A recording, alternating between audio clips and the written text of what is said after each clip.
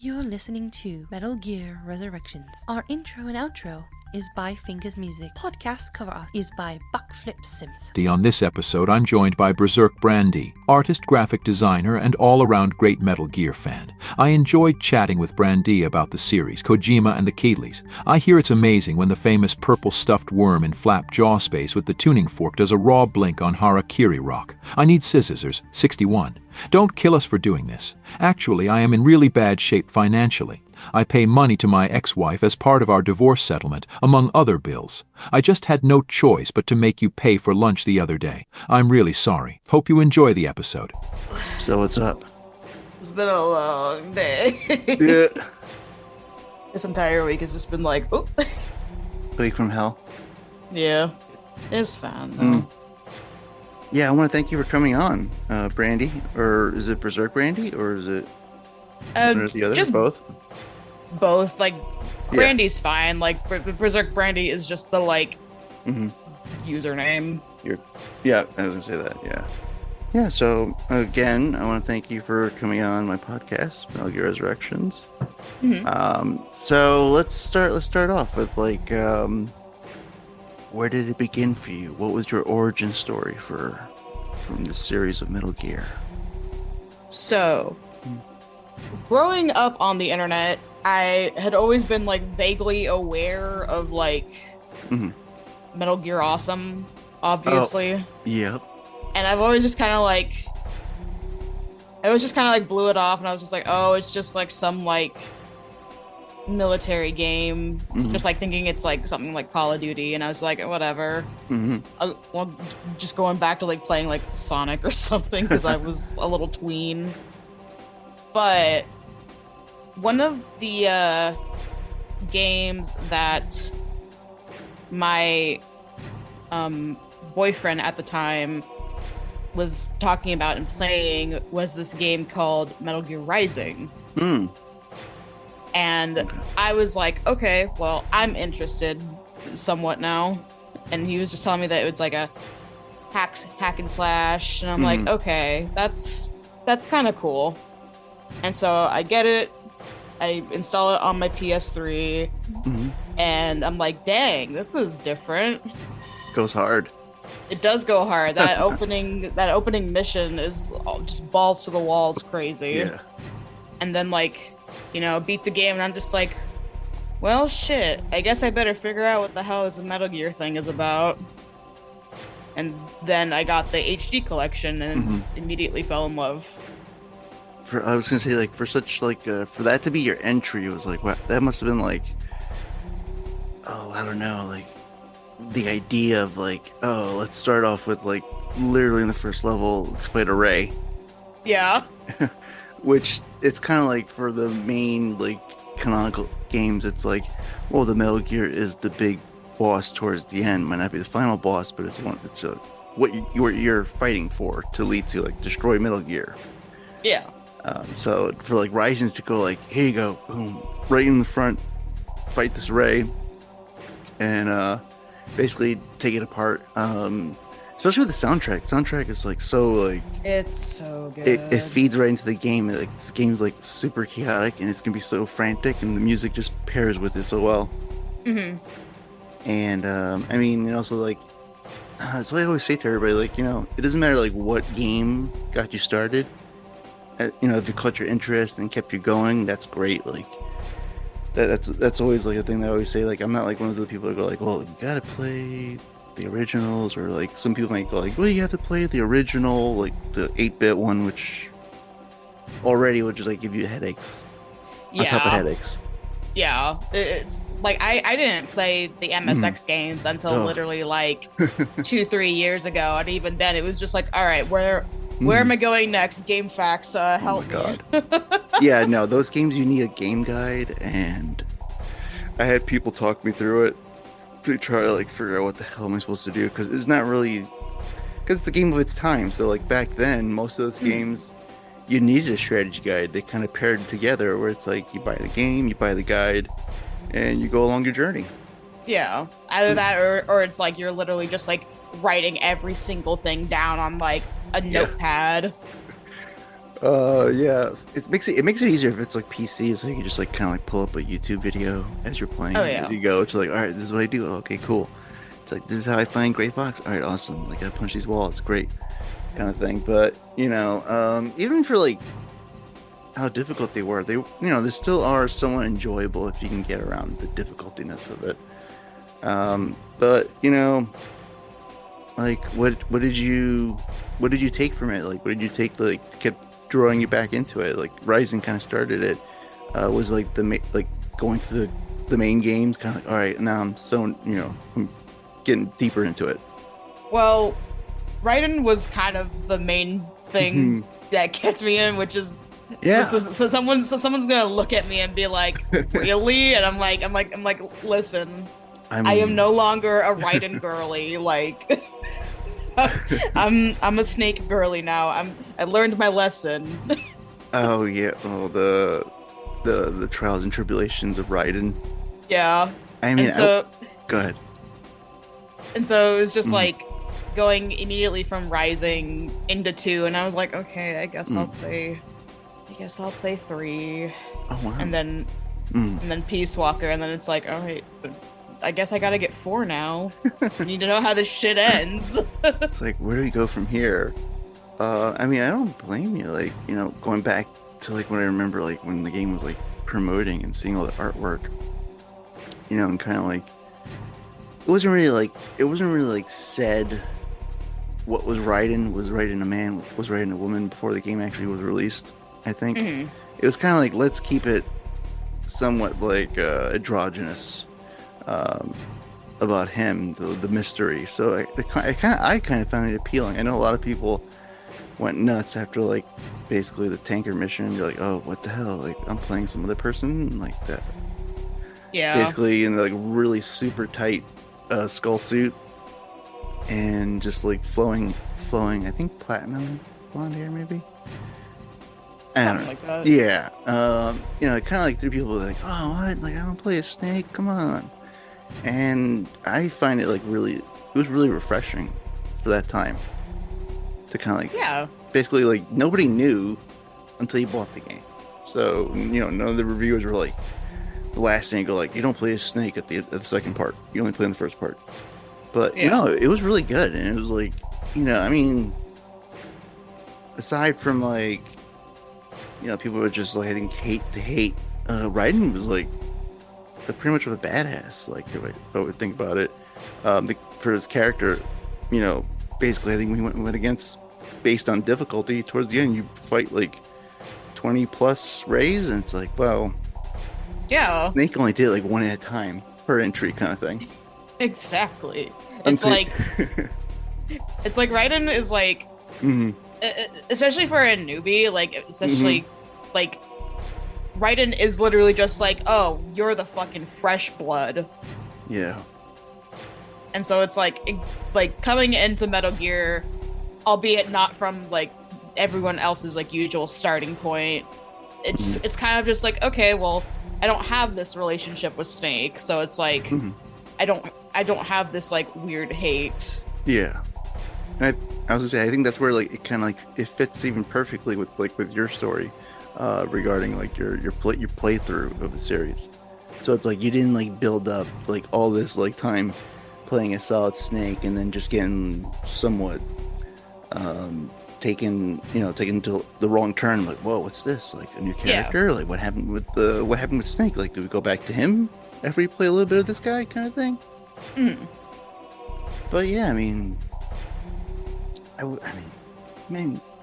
like anything else, people are just gonna hate. And it's just like, just play the game kind of thing. Like, just kind of enjoy it. Yeah. Did you ever play the first one, the Metal Gear Solid 1? So, the funny story is that I didn't get to that one until I got to... until I also played, like, the first 2 MSX games, and I was just like, well... Oh. And I'm gonna get flamed for this, but... So when I was doing my little funny VTuber thing with like doing like a marathon of like the entire series and everything, because all the games were still available on PlayStation Now at the time. Yep. I was like, cool, I'm gonna play Twin Snakes. They just like completely just disregarded the original. I mean, I'm not gonna say like wrong, incorrect. You had to play no, because my brother, he watched me play the first one. His start was Twin Snakes, so like I can see like where I kind of watched him play it, and that thing was like what's happening? Like what the hell? Everybody's flipping. The ninja's taking apart half a building. Solid Snake is literally just like twisting around and leaping over rockets. And I was like, oh, it's kind of like you took it and went like kind of took your own thing. Like I'm trying to remember. I think Kojima actually did tell, like, because he was the producer. I think he literally just told the person who was in charge, like, just go wild with it, do your thing. Yeah, just do and that whatever. was it. Yeah, it's fine. It's still enjoyable. Yeah, it's like I love me a good thing to laugh at, and like that's kind of how I took it. And pretty much my entire like reason as to why I chose to play Twin Snakes was so that because Twin Snakes is built off of the MGS2 engine, and so go from 1 to 2. It's more seamless. Oh yeah, and I mean the only downfall was that like they didn't like change like the game itself. It was kind of like one for one. Yeah, so you did find like ways to like basically like cheese the game in a sense, but that also kind of made it enjoyable because you didn't go through the dreaded PAL keycards thing where that was like a whole other like pain. So as far the funny thing is that I didn't know there was a shortcut right in the room. Gotcha. So I did end up having to backtrack all the way to Vulcan's boss room and then into the lava room. And I was like, okay, cool. I got the key cards. And then I found out like later, they're like, oh, there were these things in here the entire time. Well. Well, I mean, okay, so you did get to enjoy a little bit of the pain in a sense. But like, I would say like out of all of them, it could be like, canonical, non-canonical. Which one would you say is your favorite of the franchise? As time has gone on, I think it's between like, it kind of depends on the mood I'm in. If I'm in for like a retro time, like Metal Gear 2 Solid Snake is like the best for me. That soundtrack is so great. But it's kind of a tie-up for me. Part of it is like nostalgia, but also part of it is just like how I feel now. But like it's kind of like the weird like weight scale of like depending on how I'm feeling, I may like 2 better or I may like 4 better. Okay. Yeah, I was gonna say like because 4 like gets like crapped on like so much because I don't know. I think because a lot of promises were made and they weren't like delivered. Yeah, it's it's 4. It's an upgrade. Yeah, 4 is interesting. I will say like Act 3 gets the hate it deserves. Oh yeah. Like it just goes wild. It does, and it just like takes all of the cutscenes just take so egregiously long. And I'm just like, I completely understand. It comes to points where it's like, do you want to save? Like, oh shit, like we're gonna be in this for a while now. Like, yes, please. It's like, well, time to get a nap in. Let's run through this hour-long cutscene. Yeah. I mean, it starts off like wild, and it just keeps going higher and higher and higher to the point where it's just like zaniness, and you're like, "What the hell am I even playing anymore?" Like, is this where we've got? Is this how far we've come now? If this was gonna be the last game, like, holy shit! In a sense, like, well, you know what? That was the wild ride because, I mean, Peace Walker was pretty good. And Peace Walker was very good for like what it set out to do. For like what considered like a portable game. Yeah. In a sense. Yeah, I mean it's very like it's very heavy. It doesn't feel like a portable game unless, you actually were playing it on the PSP, but if you're just playing the HD collection, it feels like a regular Metal Gear Solid game. And 5 a little bit of a letdown. Like, graphically, control, scheme-wise, perfect. But Yeah. everything else was just like, what? Like, oh. It's just very, like, okay. And from my point of view, like, all right. The entire... I guess it's okay. Yeah, the entire, like, hype train between Ground Zeroes and 5, because that was kind of the point where I came in. It was like, Ground Zeroes had already been out, and, like, Phantom Pain was, like, gearing up next. And I'm just like, oh, fuck. Like, this shit's still going? Well, and I'm just like, they're patiently waiting. And it's just like, they're all of these crazy ass, like, literal, like, tinfoil conspiracy theories. Like, one that I kind of, like, was, like, vaguely interested in, because, like, it kind of, at the time, my brain was just like, oh yeah, this is like some like crazy like shit that Kojima would probably do, was like the Quiet is Chico conspiracy. Oh, yeah. Oh my god. Yeah. Like how I perceive that in my brain as that being a total Kojima thing, I don't know. I was like 14. I mean, I kind of believed that. I would like look at Quiet and be like, I kind of see Chico there. Like, yeah, maybe. I don't know. Like, damn, Chico, this is what they did to you? It's like, last time I remember, like, you had bolts in your feet. A nano machine, son. And like fucking a headphone jack in your chest, which I was like, oh, what the fuck is that?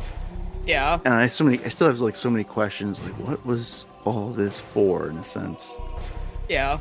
Oh, just like, basically, just like Kaz says, like, I think he literally says that, like, what was it all for? Like, we're just here just to suffer. And I was like, yeah, I think you're talking to us, the fans, about that, Kaz. Because I could just, like, even though, like, they, like, I don't know what they did to his eyes, but, like, his eyes were, like, all fucked up. As soon as he got him, he was just, like, super disappointed, going, like, all right, something's up here. It's like, yeah, something's going on here. Like, I mean, you can already see it from the get-go, like, all right, I have shrapnel in my head. What is this about? It's like, I don't remember this. It's like, what are we doing here? Yeah. It's like, with like Kaz's eyes, like I've talked to some of my friends, and like we've kind of just like, because like he doesn't have his sunglasses when you like catch up with him, and like he has some like light sensitivity to his eyes anyway, so probably that was probably used as like some form of like torture or something. Yeah, well, especially like being in the desert. Like, like, yeah, that's true. Only thing I think about was that, I was trying to remember, like, because I would ask people, like, who do you think tortured Kaz?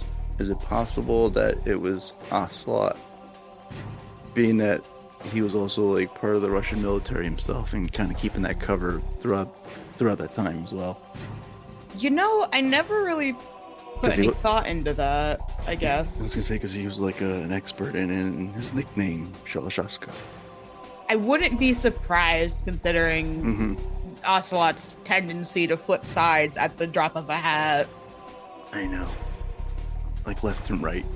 Yeah, and like, of course, like, if depending on when Ocelot was brought into the folds of everything, like, getting to know Kaz, potentially been like, oh yeah, I wear these sunglasses, blah, blah, blah, blah, blah. And Ocelot just goes, interesting. Anyway. Duly noted. It's like, oh, okay. It's like, you got a problem with your eyes, Kaz? Kind of thing. I mean, that fucking guy, like, left and right.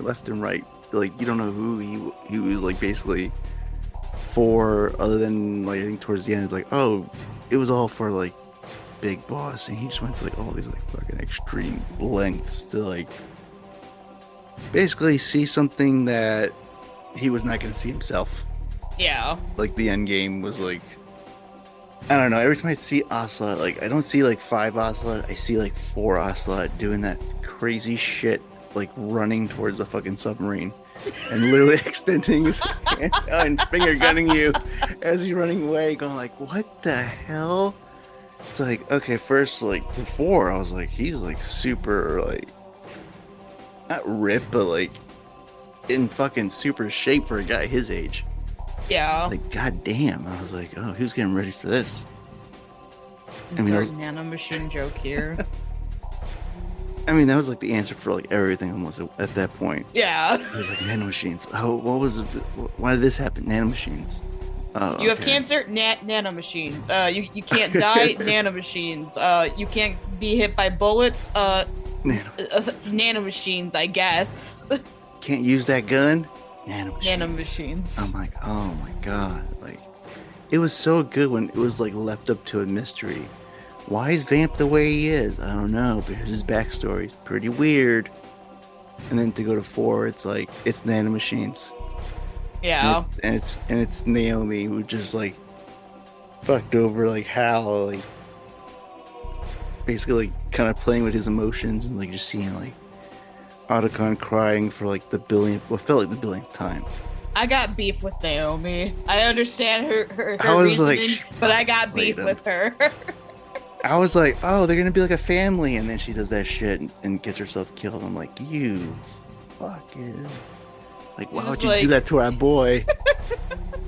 Why'd you hurt Hal? I feel like through a lot of, like, the development, like, some of it just felt like Kojima, like, checking off, like, a checklist, like, all right, let me get this out.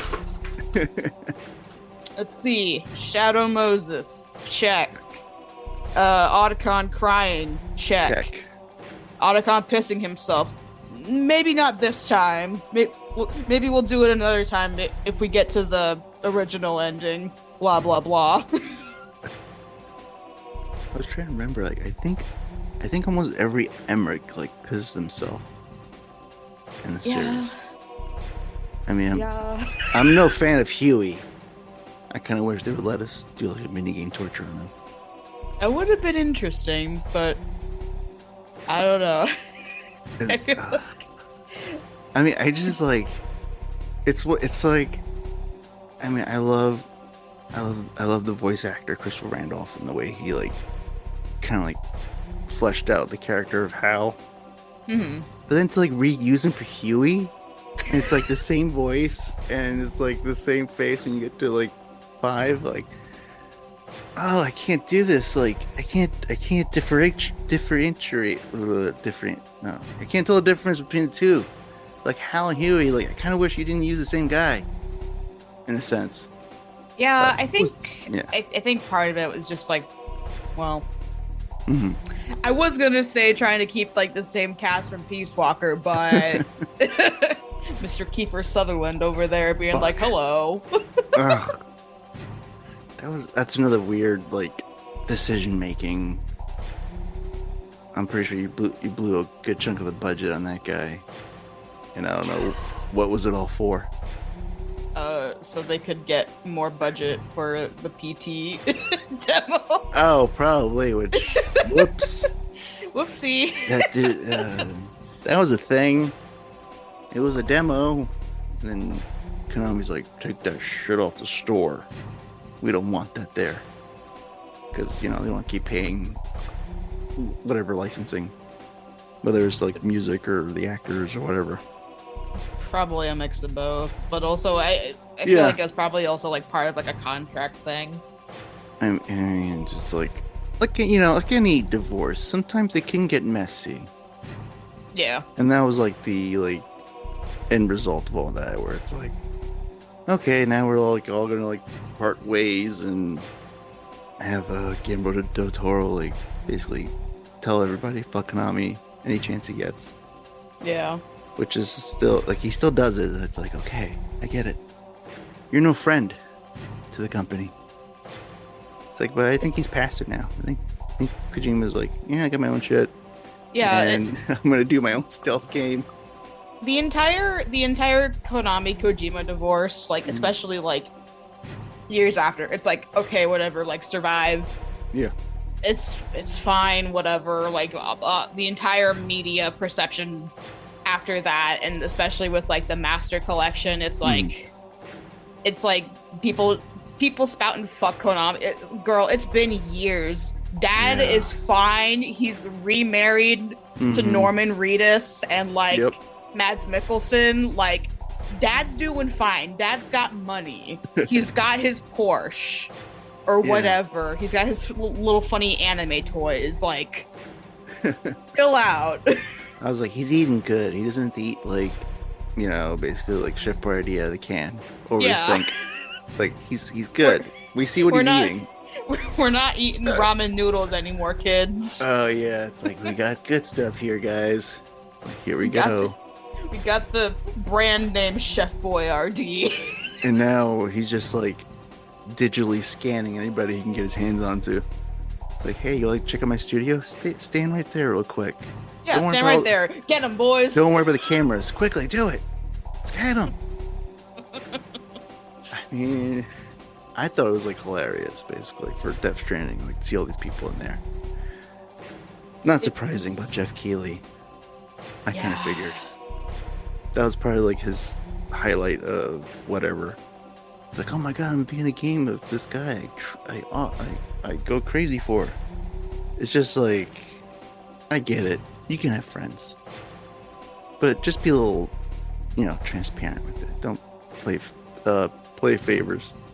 Yeah, it's very much like we all know Kojima has like Hollywood disease at this point. Oh, like it's all he sees and thinks about. Mm-hmm. And it's ever more like, we knew, because the whole like, you know, I'm made of 70% movies, and we understand like the history and hearing the stories about like how much, you know, a film played a part of his life. Yeah, and you know, totally was not at all hindered by the numerous amount of like movie references throughout the Metal Gear franchise. Totally not at all based at all on the fact that like Snake is literally a carbon copy of Snake Plissken from. I mean, yeah, like, come on, like the whole like, call me Snake. Like, wait a minute, I remember this line. It's like, where do I know this from? But and then being, and also like basically like John Carpenter being cool with it, but like, he's a nice guy. Like, I met him. Don't sue him. Don't sue him, please. I'll play his games. Which is also another fun thing. Like, John Carpenter just wants to like get high and play video games all day. God bless him. I mean, you go for it. Like, I think you've worked plenty over your life in film. It's like, do whatever you want, dude. Like, actually, that sounds like fun. It's like, maybe I'll just do what you're doing, in a sense. You need to go back and watch like Escape from New York again. Oh my god! And I mean, LA was like, Escape from LA was like, you know, like basically like, oh god, like, why are they doing this? But that is like basically like Metal Gear Solid itself. Yeah. Especially like how like they do like the virus thing, you know, how Snake gets like basically infected with it, and like how he basically gets to LA, and pretty much the story itself. Yeah. It's very like close to it, and it's like, oh, I see this, I see where you got this, I see where you got that. With the numerous everything else you can imagine, like he put in there from every other movie he can like kind of reference in there.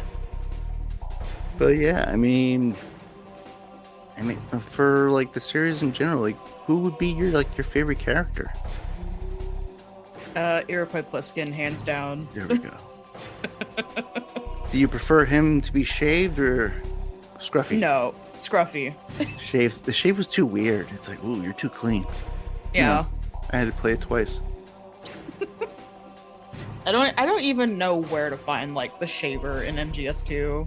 I found it by accident, and then I just completely just ignored it from then on. I think I just realized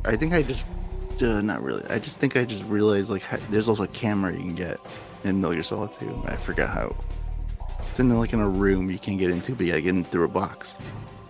That makes sense. I mean, I need to go through my like Brady Games guide that I bought like a few summers ago. I like bought it on a whim, and it had like the poster in it still, and I was just like, well, I am getting you signed. Let's go. And okay, so we got, I asked for the favor, like, what would you be What made you like for the whole series in general? What made you be like, I don't like that. This is like where I kind of draw the line of not liking what you're doing here. I don't really know if I had a point like that, because like Yeah. a lot of it was like obviously it was like 13, 14, like playing it for the first time, and I'm just like, whoa, this is so cool. I think sorry, there's a fire. Oh shit, I thought that was me for a house. second. I was Nope, like, oh that's my fuck. end. There's a fire in my house.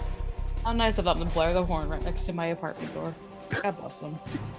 But I think if there's one thing I didn't like, you know, I would not like to have the experience of playing Ground Zeroes when I'm over at my ex-military father's house and having to rescue Paz.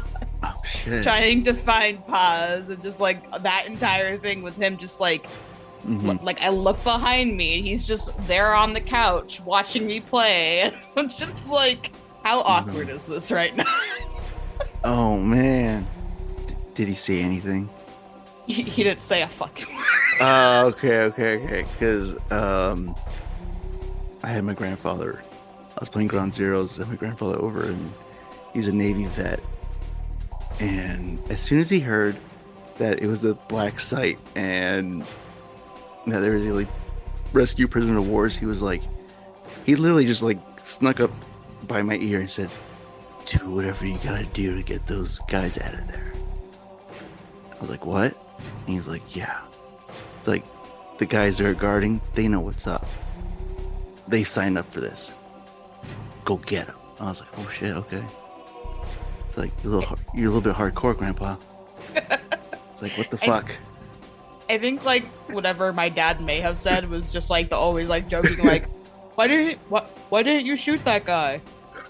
I don't know, Dad. I'm out of ammo. I only have the tranquilizer. I'm sorry, I don't really have a lethal weapon right now.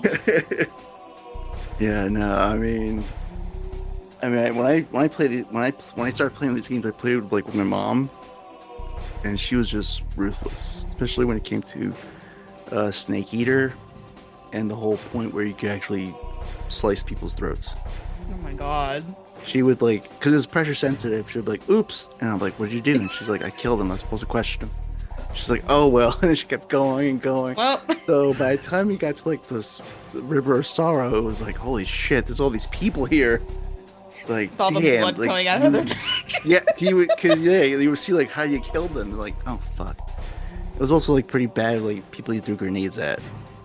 I think it was just blood all over them, and I was like, oh. I was like, that part made me question how I played these games. I was like, all right, maybe I should start tranking people from now on, and not just go willy-nilly and be like, all right, I'm gonna kill everybody in this entire building. Yeah. Which I can't say that many games actually do that. Kind of not judge you, but kind of show you these are how many people you killed, and these are your actions. On your next playthrough, maybe you should rethink that. Possibly, and get a better ranking. It's with not Ground Zeroes. Yeah. Phantom Pain is that they really incentivize that, because how else are you going to build your little micronation? Oh yeah, that was a fun part. It was Fultoning everyone. And I was like, hey, you're basically top rank. I'm taking you. Ew, you're F. Okay, I'm just gonna leave you here. Well, it's either well, you're getting left here, or let me just get out my gun. I mean, that was also tons of fun as well. Just wish there was a little bit more to it than just kind of rinse and repeat missions later on. Well, I played this, but we're just playing at higher difficulty. I'm not a fan of that. And that's go ahead. I would have liked if it's probably just a matter of it needed more time to cook or something. Yeah. But I kind of would have liked more of the base building aspect. I know in Survive there's the plants you have to actually farm and everything. You have to gather the resources for water, and then you have to actually pick up the plants. And I feel you already have part of that in like the main gameplay, but I feel like it could have been like an extra bonus, like if you went onto the base itself and like did the work. I mean, yeah, like it looked like during the game there should have been more added on to certain parts, especially in the base, where it's like maybe there's something was supposed to be here, because there's like certain things that I think like part of R&D, I think I assume there's gonna be like additional things later down the line, where it's like, oh, but they're gonna keep building on to this base basically. Yeah. And I mean, come on, it was just probably like, we want our money. It's like, we put too much money in this. I mean, yeah, Phantom Pain had like such a long development cycle. Yeah. And I don't really blame them. Like, you get to a point where it's like, you start counting basically what you put out versus what you're getting back. Yeah. And, basically, if you're like doing like an accountant thing where like, everybody's going to do it. All these companies want to make a profit.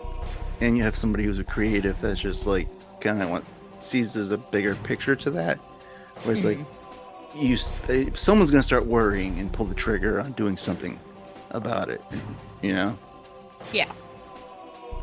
And so, I don't know, it was eventually going to happen. He kept saying, this is my last game, someone else is going to take over, that person's getting death threats, all right, I'm taking over again. Probably, I'm assuming regrettably. Yeah. It's just crazy. Like, why would you send death threats to people who are making a game for your enjoyment? That's how crazy like it would get, like with the fandom. Yeah, it's just terminal online behavior. Sorry, I got distracted. I got like all these like devices in this room. You're all good. They're all dinging. It's like bing, bing, bing. Like, oh, shut up. I'm trying to talk to Brandee. You don't understand. But, oh, yeah. So, let me ask you this. How did you get involved with the Manda at MGSCon? So, how I got involved was... So, before I had even, like, attempted to, like, DM Amanda, like, I was like, oh shit, there's this like MGSCon thing going on, and I wanted to like try and help out with it a little bit. And so like I was doing like little like doodle streams, or like I essentially just was like, oh, we're raising money, car wash fundraiser, and I was drawing the characters. I like at first it started off with like, oh, car Metal Gear, duh, wash the Metal Gear, whatever. But then like I was like, fuck it, I'm just gonna draw actual cars, because I can easily just like trace it, and it's not going to be some needlessly complicated shading. And then once the Kickstarter got funded, I was like, well, I'm just gonna shoot my shot and just be like, hey, do you need a graphic designer or like another artist? Like, I'm more than willing to help out. Like, I have all these like off days during the week. Like, I'm more than happy to help out. And then I got added in, and I've been here since. Yeah, I mean, I remember, I think it was like I saw a tweet from Amanda saying like, if I were to start a convention for Metal Gear, like, who would be interested? And I was like, well, what's this about? Like, let me find out. Let me contact her. And that was like when I was kind of like on the upswing with the podcast, and I was like, let me talk to Amanda, and that started a whole other thing, like kind of like going back and forth and doing like a bunch of like live streams with her. But yeah, like I was just like, there hasn't been one, and I was very surprised about it. Deeming like, it is like somewhat of a popular franchise. I was just surprised, like, at least like any size convention, like, it didn't have to be big. It could be like, small, medium. I was just like kind of like taken back, like, yeah, there hasn't been one. Like, there's like conventions for like other things and other like kind of properties. And I was just I feel like it has to do with like the timing of everything, because like obviously with like conventions, obviously conventions have been around for fucking ever. Like E3 was like the big thing for a while, but like I feel like as the internet age has like come to like full bloom and fruition, like was kind of around the time where like either like DashCon happened and everyone was like or like other like fraudulent projects, and it was always just like I don't know. And then obviously the Konami Kojima divorce happened, and so I think it was just like no one was really like wanting to tackle it, just either like a fear of like not doing it right or just general backlash potentially. Yeah, no, I mean, I kind of get it too. Like, where I think past that, like there was like things that were happening where you would see like, oh, someone's trying to do something like what if like not convention but like festivals and such, and it just didn't like either it didn't go through or people were basically kind of like swindled out of their money. They didn't get like what was promised. And I was just like, not knowing much about Amanda, I was like, I'm not getting that. I'm not getting the uncertainty from her from the conversations we've had. And I was like, no. It's like I think this is the real deal. It's just like, is there interest? Like, how much interest is there out there? And I was just glad like it went through for the first one. I was like, yes, like it happened. And I was like, I was glad. I was like, all right, so there is like kind of like a yearning for it, and I was just like taking it back, like when it was like coming back for the sequel, and just seeing how quickly that fundraiser just went basically done within like, was it hours? Yeah, like 3 hours. All of us were just like jaw like dropped. Everything was just like, oh my fucking god. I was just like, is this for real? I was hitting refresh, even though it auto refreshed itself. And I was like, oh shit, like this is done. This is the done deal again. I was like, oh wow. I was like, that's pretty cool. Yeah, like I remember like the days prior, like Amanda and I had been talking, and like she was kind of like nervous about it, especially how close like last year had been.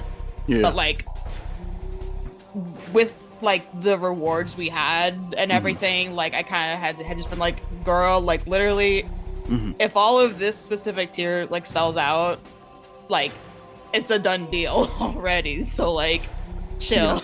We got it. And lo and behold, I think it was just a matter of like, all right, well, how quickly are these gonna go? And like within like a day, they were all gone. I know, and I was just like, and you guys provided the Fat Man plushie. That was kind of teased like months, like a while ago back then. I was like, I think it was like May or some shit, or June, like summer. I forgot how long ago that like initial poll had happened. And I was just like, oh shit, it was not that long ago. I was thinking like, oh, it was like 2-3 years ago. No, it was like maybe a year and a half. Yeah. And I was just like, hey, they never gave us the goddamn plushie. No, but they'll give us the Silent Hill dog. Like, I don't. Yeah, I know. It's like, I didn't vote for the dog. Like, I like the dog, but I didn't vote for the dog. It's like, give me the Fat Man. It's just a Shiba plushie with some headphones on it. Like, you can literally get that anywhere. Yeah, I was just like, I'd probably buy that for me myself. Yeah. It's like, not trying to diss on Silent Hill fans. No. Like, I love the dog. It's cute. It's goofy. I love it. But like, I'm also just like, hey man, we fought in those trenches. I know. I mean, Silent Hill fans are a different breed amongst themselves. How they are, and I was like, before I'm trying to remember, like I think they got news of a remake before Metal Gear fans did. Yeah, they definitely did. Yeah, and I was like, fuck. I was like, Silent Hill fans are getting their piece. When are we gonna get ours? And then like, it wasn't that quickly after. I think maybe it was like maybe 5-6 months afterwards. Yeah, I remember being extremely bitter about it. Mm-hmm. Like, because I was just like, man, these guys are getting a whole ass new remake. Meanwhile, we're still here with our delisted games. What the fuck? Oh yeah, that was the dark days. Dust off the PSC, like, at least I still have you, and it's like coughing, just like. I'm just like, soon, my darling. I was full on Phantom Pain cause, just like so bitter and angry, and just like grabbing onto a cheeseburger and be like, these fucking people. It's like, god damn it, they get theirs. And then it finally comes and it's like, hey, Master Collection and Delta. And I'm like, what's Delta? And then you do that teaser trailer. I'm like, oh, it's 3. You just don't want to call it 3. Yeah. Which is not bad. I mean, it looks good. I don't know anything else.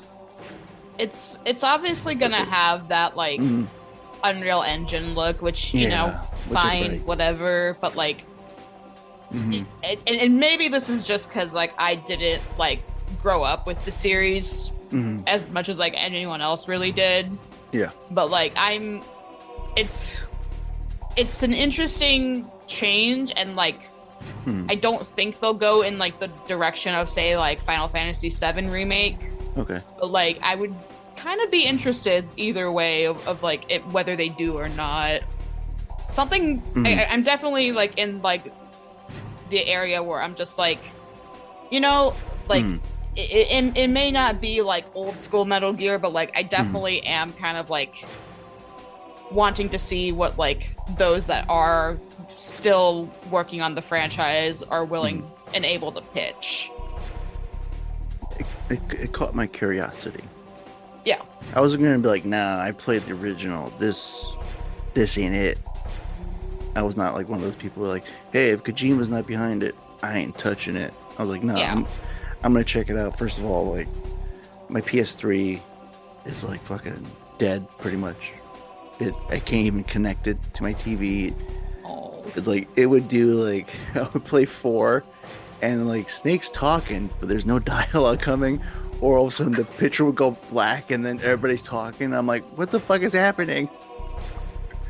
But I was like, yeah, I need these games to be like basically ported, or like which Master Collection did do for like the first 3 and some other ones, like, you know, the MSX ones. And I was like, but I want the other ones. Like, give me the other good stuff. Like, where's 4, which is gonna be like super, I imagine, a task on its own for all of the stuff that's in it that's licensed. Which they didn't say which part of the collection was that going to be part. I am genuinely curious just because of like if they'll keep the licensed stuff in there, because like with the footage from 2 and 3, like from what I recall with what Nitroid was saying when he talked to them, that it wasn't a matter of like they couldn't afford it. It was a matter of just like the companies had shuttered. And so they couldn't license it anymore. And so, okay, like, it might be, like, obviously it'll be super fucking expensive because it's Apple and, like, a whole bunch of different guns. But, like, if they have the dough to throw at it, then I don't see why they wouldn't. Yeah, no, I mean... I can't imagine it'll be like the second volume. They'll probably leave it for like the third if that's what they're planning. If I have to wait for a third volume of Master Collection just to play 4, I will literally go insane. They'll probably do like the most jerkiest thing you can think of. It's gonna be like, hey, here's volume 3. It's 4 and 5 with Peace Walker maybe in the middle. And I would be like, what? They put like... Why are you doing this? They split up 4 into 2 different collections. They're like 4.5. They'd be like, oh yeah, we'll put a portion of it in 2 and you have to wait for the rest for 3. How about that? full of Kingdom Hearts. No, don't do that. Like, why you gotta hurt me? It's like, I thought we had a good thing here. I don't know. It's very like, it's odd because they're not really in this day and age where everyone responds to like so much shit on social media. You have all these like developers and publishers. They'll respond to like anything that like people like basically an uproar for. Konami's very like somewhat stern and very like concise with their messaging. They'll just post some stuff and then walk away and see how everybody like takes it. Anyway, because before all this, it was just like, hey, here's your anniversary such and such game. That's cool, right? Remember that? Yeah. Yeah, and it's just like it just felt like you're posting and you walk away. So I don't know what the business practice is, but that's what it seems like. Where it's like they'll listen, but they don't respond. Yeah, I mean, and that's probably for the best, considering just like, so the social media people are like one of the lowest people on the chopping block, and it's just like with all of the like consistent like fuck Konami comments, it's literally just like, bro, just don't just tweet out what you gotta. You don't gotta respond to anyone. Like, yeah, I know. Be chill. You don't have to like go like fuck at Konami. You just say fuck Konami. It's like I'm pretty sure the guy who's like in charge of the account goes like, again, come on. Yeah. Like, what am I supposed to do guys. with this? Like, it's been like 10 years at this point. Like everybody, it's like, oh, imagine that guy's job or lady. I don't know. Could be a man or a woman. Every day going like, everybody tells me to go F myself. I don't like it. Yeah. It's not a job for the faint of heart. Like, social media is fucking ruthless. No, and people are so nasty and disgusting. I'm like, ugh. Yeah. I mean, I stay on to like talk to people. Yeah, it's like this. I just stay in my own lane. I'm just like, that's a kind of a nasty thing. Block or just like close the tab. Be like, anyway. It's like, no, I'm gonna go away from these people. They seem a little bit imbalanced for my taste. Yeah.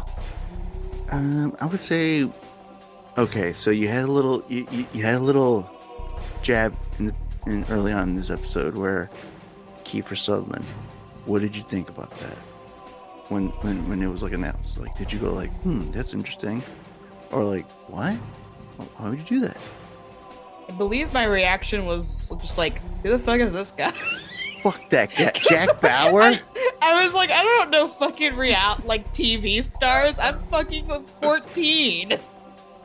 I was like, why is the guy from Lost Boys gonna be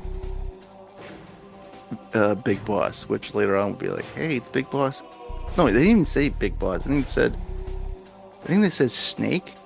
Was it Snake for Ground Zeroes? And then Venom Snake? I feel like it was Big Boss or Snake for... Yeah. I don't remember. Because it's so... I can't keep it... I can't keep track. Snakes.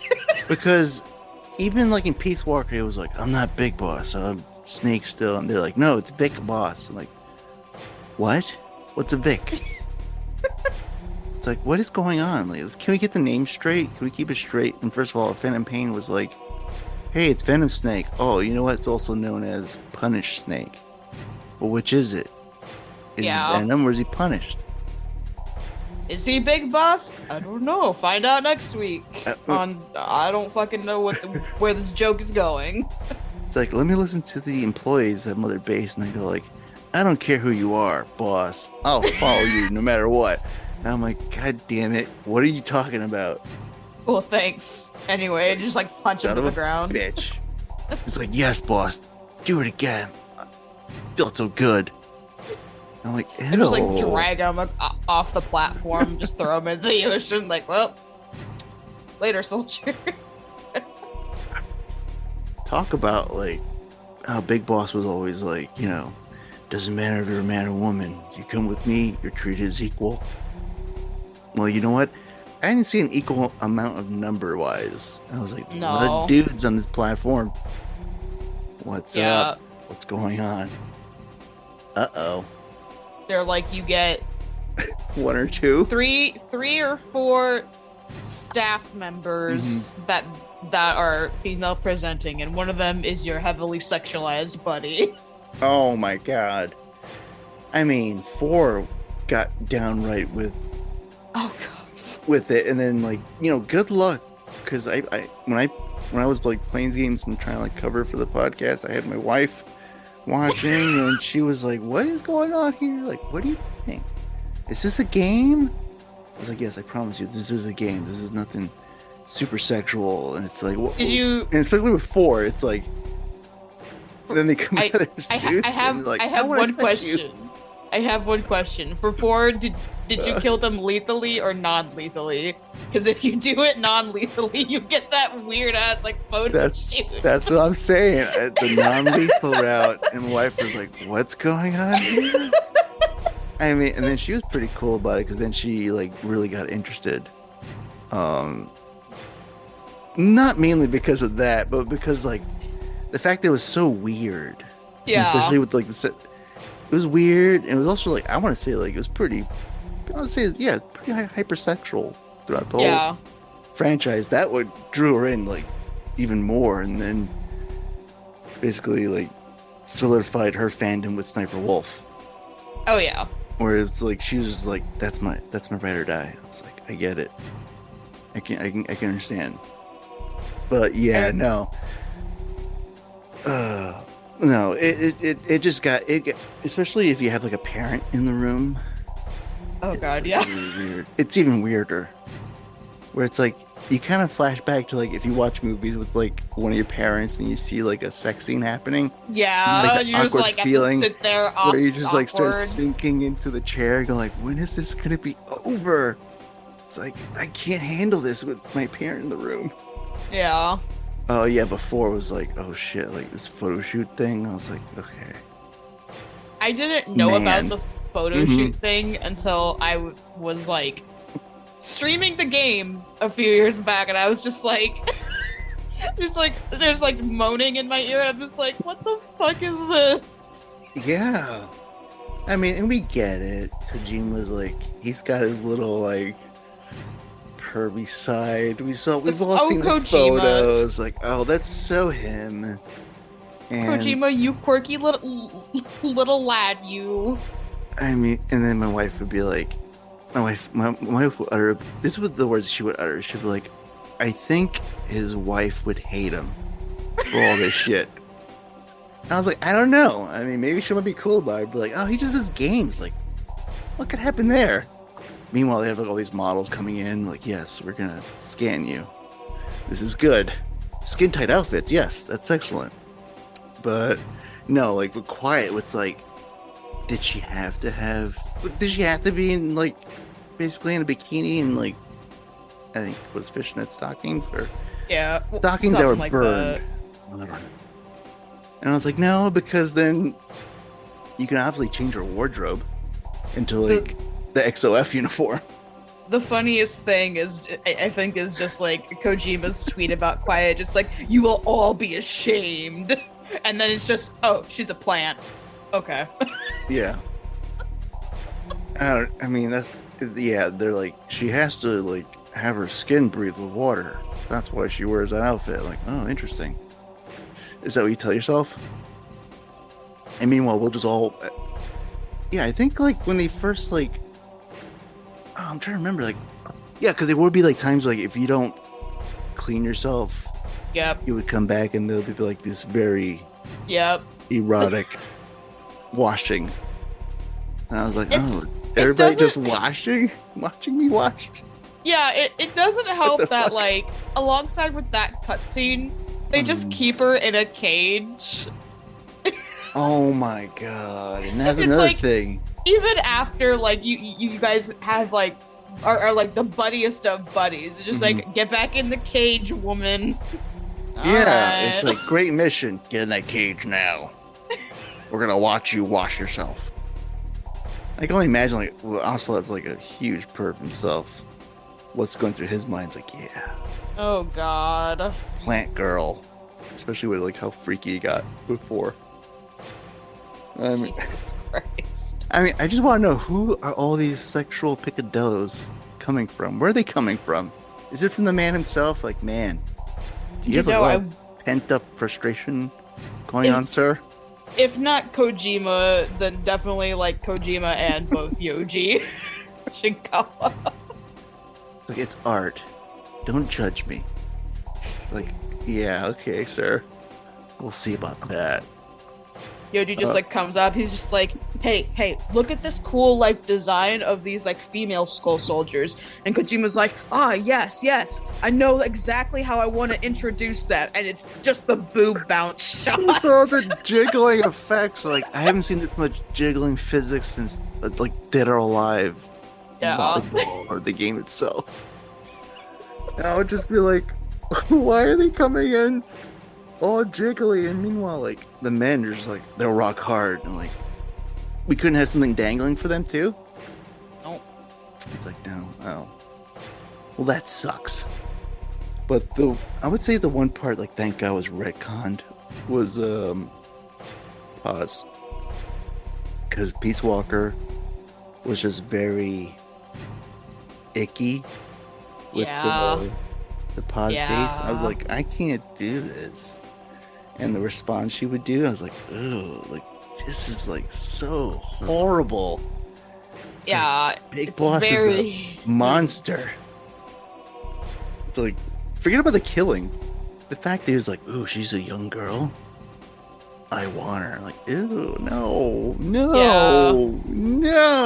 I kind of get like the same vibe with like that, like it's like, I know it's just like some fucking just like off comment you have to literally like go and search for into, but it's like when Emma's on the bridge walking and you just like point the directional mic towards Snake and he's just like, I have to clear things with Otacon before asking her out. And I'm just like, my man, God, you are in your late 30s.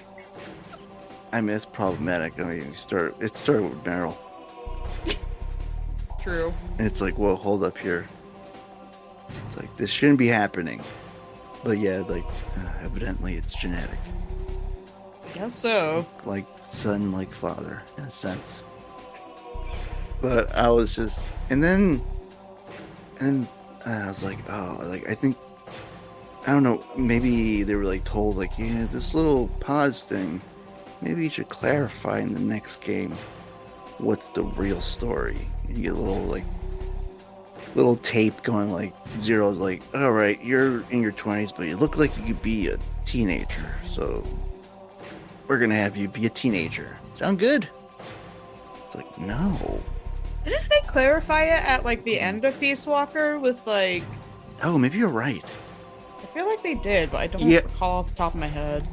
Yeah, because I think Hot Coleman like basically blows up everybody's stories and everyone's spots. But yeah, it's that was like the one part for me where it's like, oh god, why are we doing this? Like, I mean, it's bad enough we're doing war crimes and we're like in South America. And Kaz is all like, this is good coffee. Wink. Boss, we should get into the coffee business. Wink.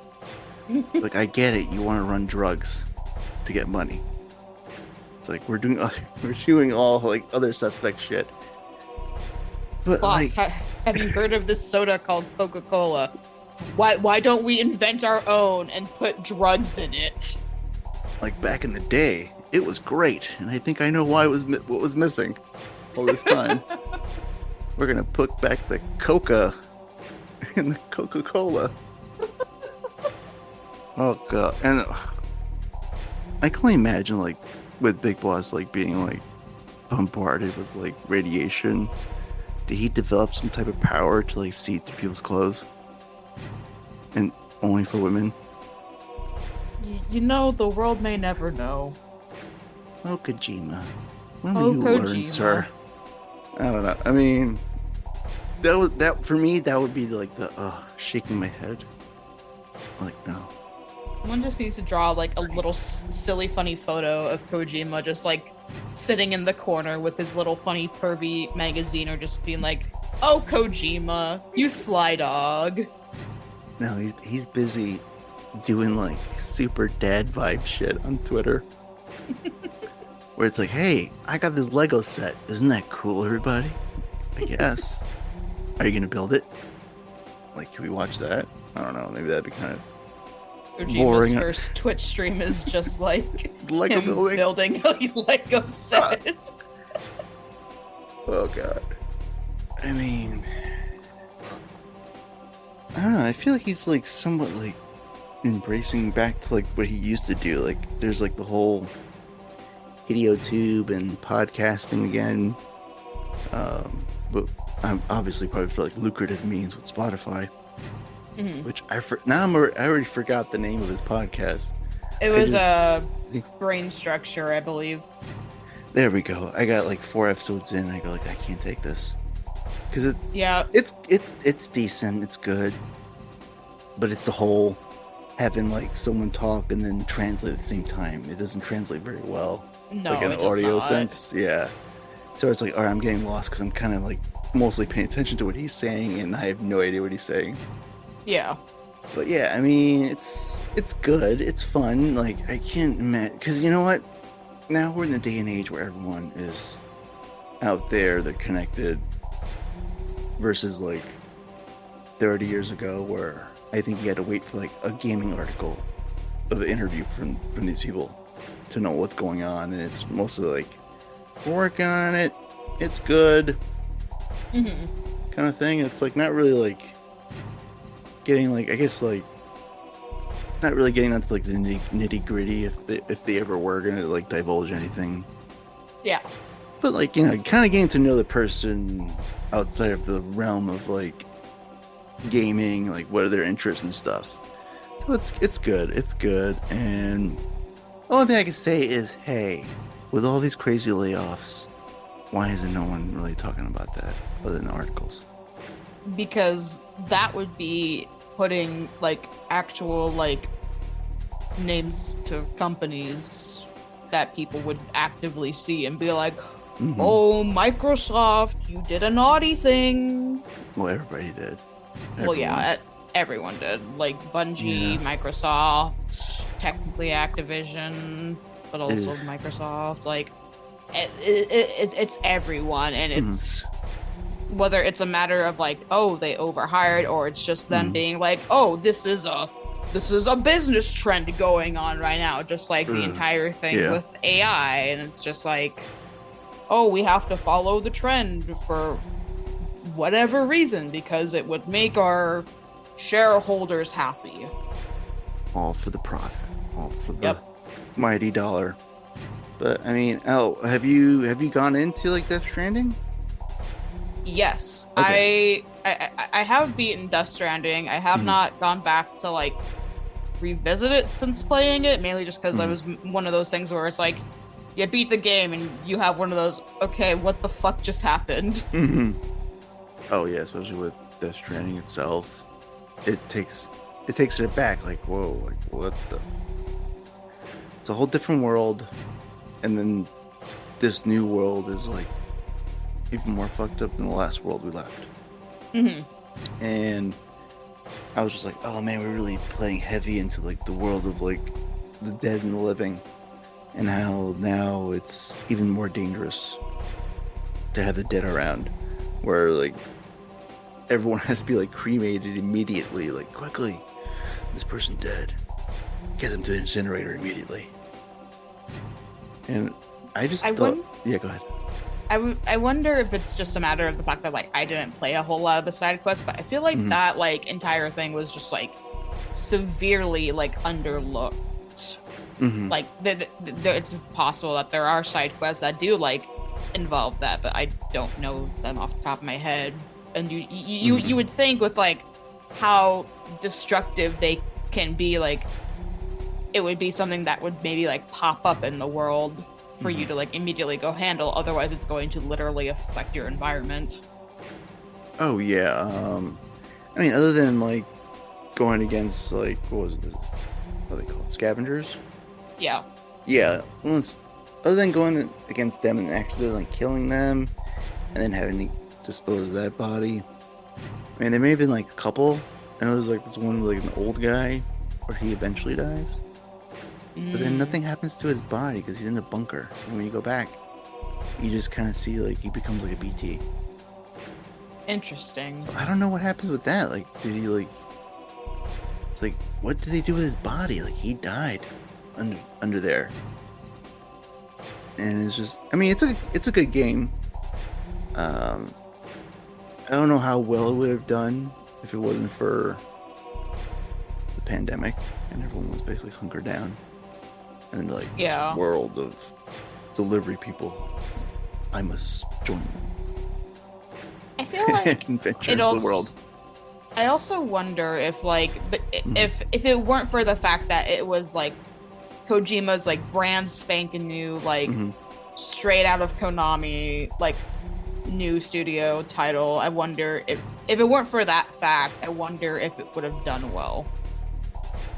Because like it is an interesting concept, and I get like the entire point is kind of to make the world feel empty as like you're building it more. But it's I swear half the time I was just like, what are these people even saying? What the hell is a Death Stranding? That's 100% with you. That's all I said during the whole game. Like, what is a Death Stranding? Look around. Well, as I look around, go like, oh shit, there's a double rainbow. Yeah. Trouble up ahead. I got beef with Kojima for doing that stupid like fake out credits scene where like Sam is just yelling, "Is this really the end?" Not really.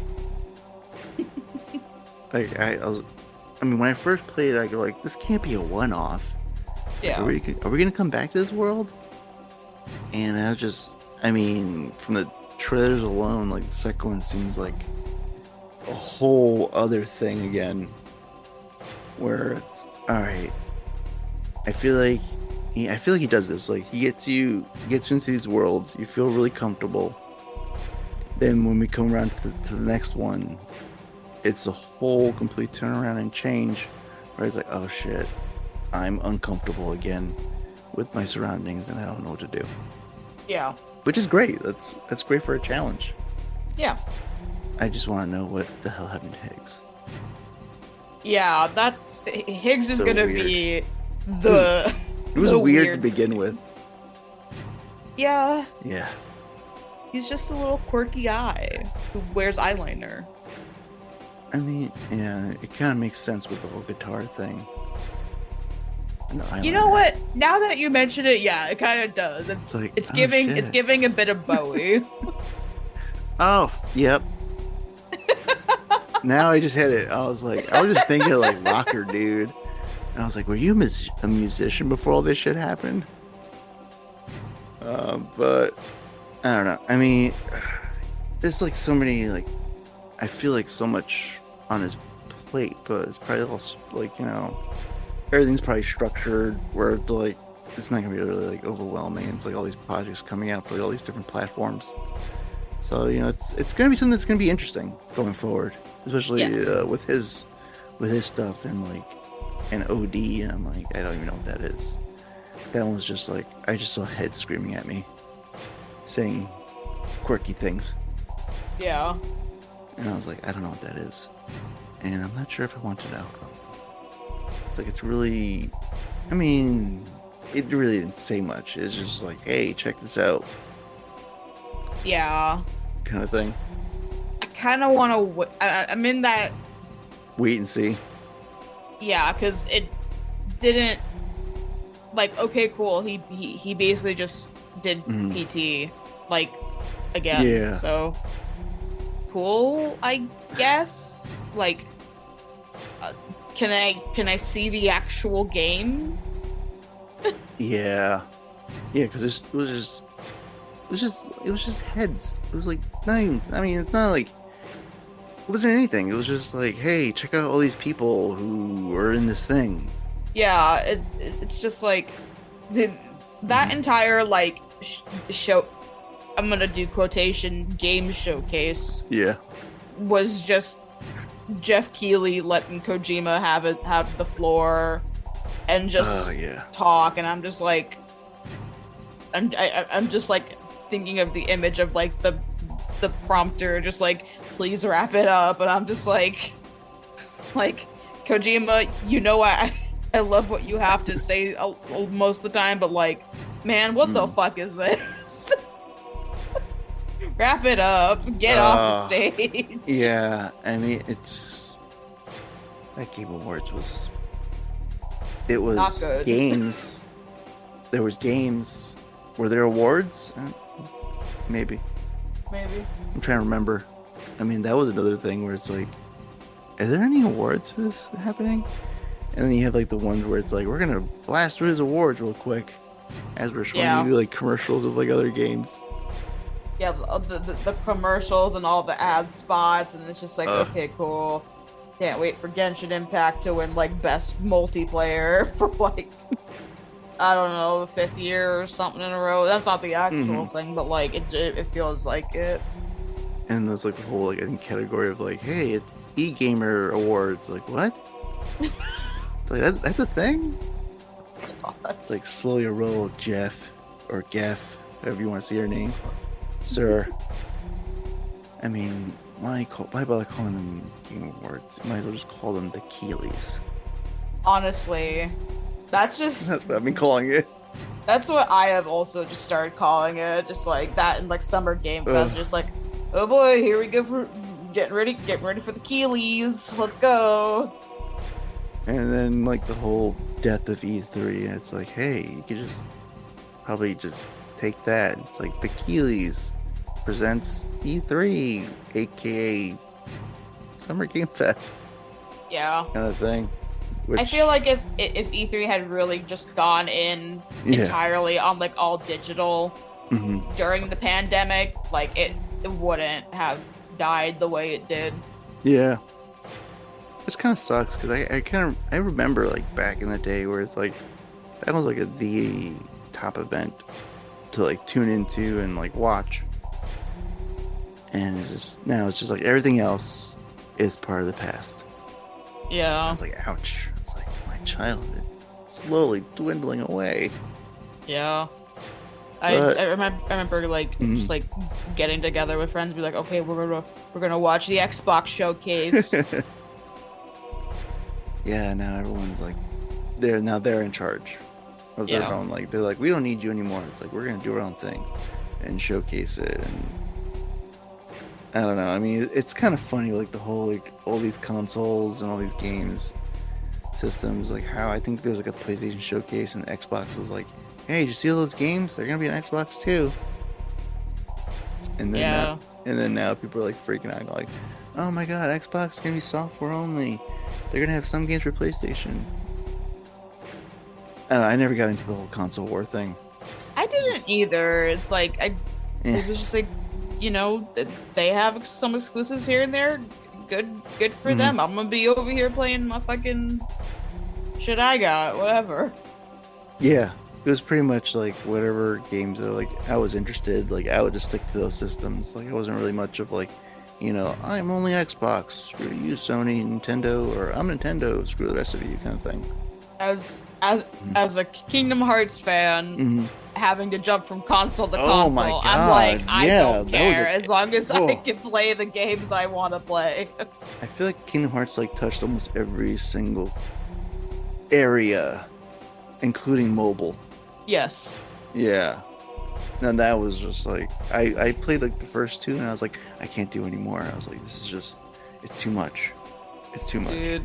Especially going after that one, it's like, no, I can't do it. 2010 era where they had like the 2 games on the DS and then the one on the PSP, and then, then it turned into the one on the 3DS, and then like, originally it was Japan only mobile, and then it was mobile, and then it was web browser, and then it was mobile on like iOS and Android, and then it was like, all right, we're putting the games out again. Here they are on PS3 and PS4. But wait, 2.8, PS4, get ready for 3. Oh my god! It's like, just give me the fucking 3rd game already.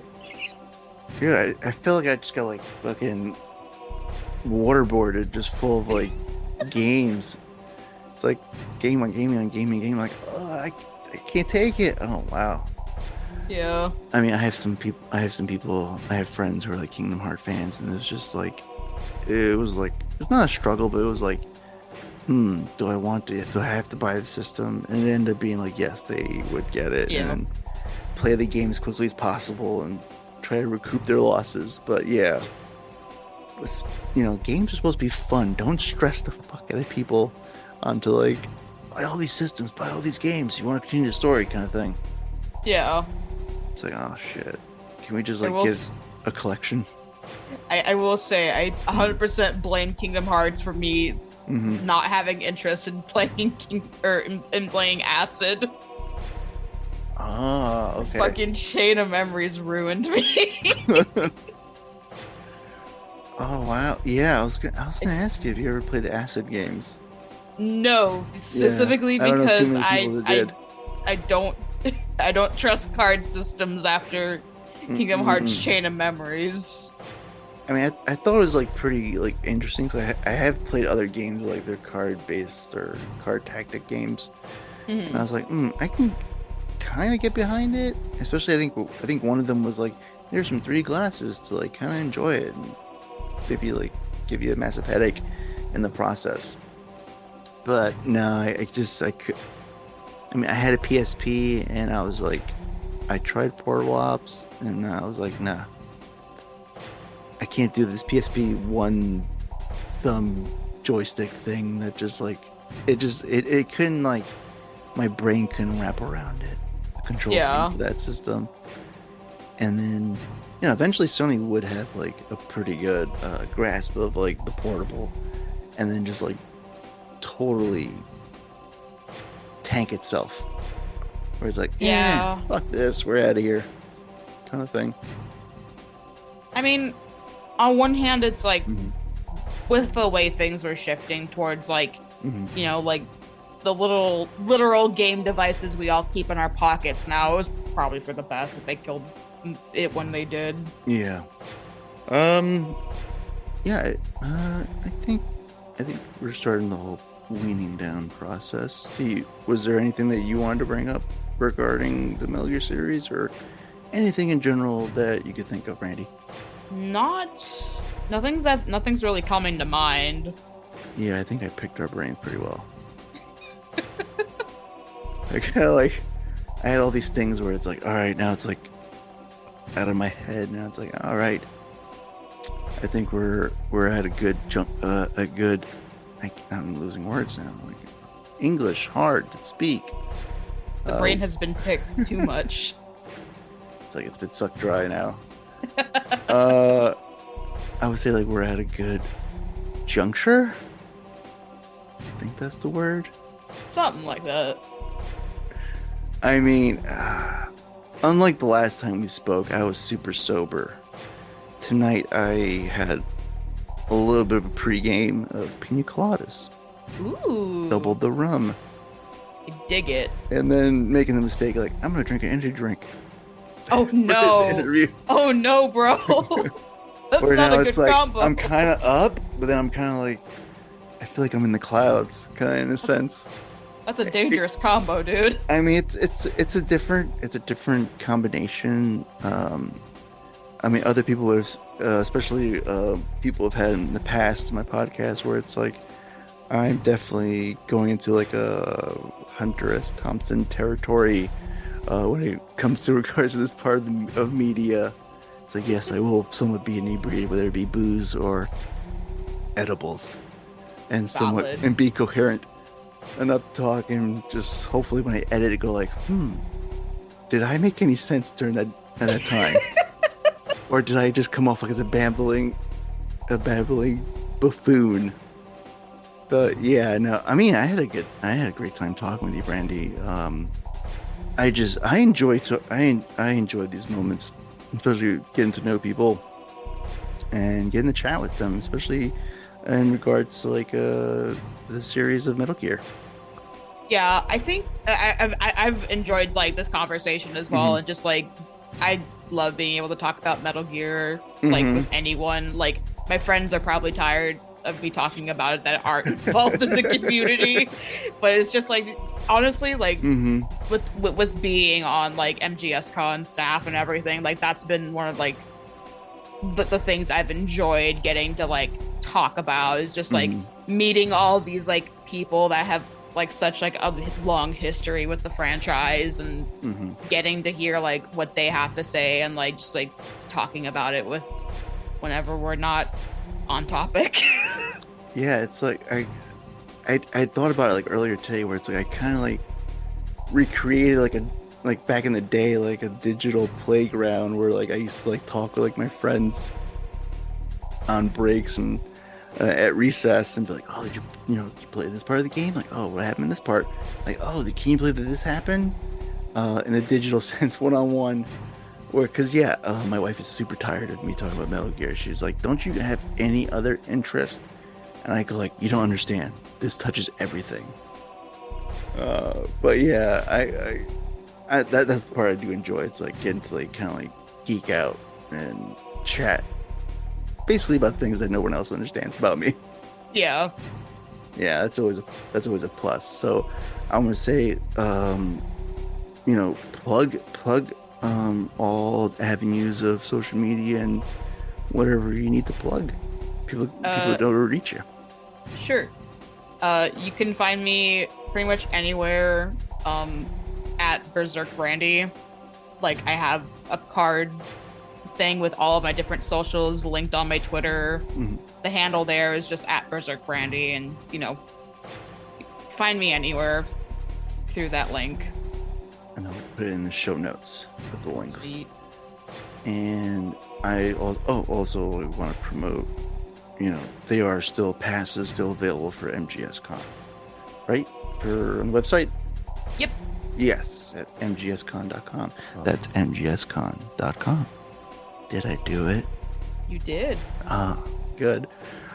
So thank you for being super cool with everything that's gone on and coming on to the podcast, Metal Gear Resurrections, which at one point was like resurrecting people's their fandom for the whole Master Collection. Delta kind of put screws to that plan. But I'm super happy about it. It's funny how the world works sometimes. Oh, when I first started, it was like delisted. Why? You're screwing us, Konami. You're screwing us. Now it's like, hey, check out all this cool stuff. Remember us? I was like, great. But it's still fun. I'll never change. Yeah. I'll always be who I am. But thank you for coming on, Brandee. It's great getting to talk to you and getting to know you. No problem. It's been a good time.